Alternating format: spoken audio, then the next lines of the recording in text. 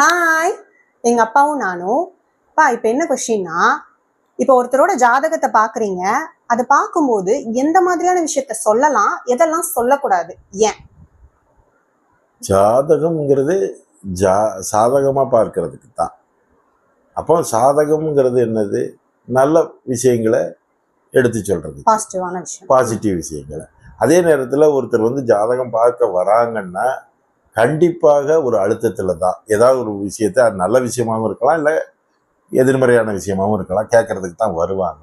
So அப்படி இருக்கும் பொழுது நாம் என்ன, நடக்காததை மிகைப்படுத்தவும் வேண்டாம், நடக்கிறத குறைச்சி இது பண்ணி சொல்ல வேண்டாம். அதே நேரத்தில் பாசிட்டிவை அழுத்தம் திருத்தமாகவும் நல்லதாகவும், நெகட்டிவ் பலன்களை சற்று தன்மை குறைஞ்சும் நம்ம அவங்களுக்கு புரிய வர மாதிரி சொல்லும் பொழுது தான் அது நல்லா இருக்கு. இல்லைன்னா அவங்க அதுவாகவே தன்னை மாற்றிக்கிட்டு அதுக்குள்ளே போய் நமக்கு இப்படி நெகட்டிவ் நடந்துருமோ, நம் வாழ்க்கையில் இப்படி வந்துருமோங்கிறது தன்னாவே இது பண்ணி அவர் சீக்கிரத்தில் அதை தன்னை நோக்கி வர வைக்கிறதுக்கான ஈர்ப்பை அவங்களே கிரியேட் பண்ணுற மாதிரி நாம் அவங்களுக்கு பலன் சொல்லிடக்கூடாது, அழுத்தத்தை உருவாக்கிடக்கூடாது.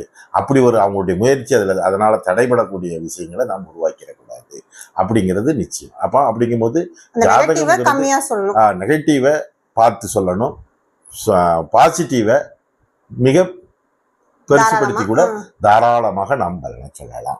ஆனா நெகட்டிவும் நிச்சயமாக சொல்லியே ஆகணும், அறிவுறுத்துற மாதிரி நிச்சயமா சொல்லி ஆகணும். அப்படி சொல்லும் பொழுதுதான் ஜோதிடம் முழுமையாக ஒரு மனிதனுடைய வாழ்க்கையில ரியாக்ட் ஆகும். பாய்.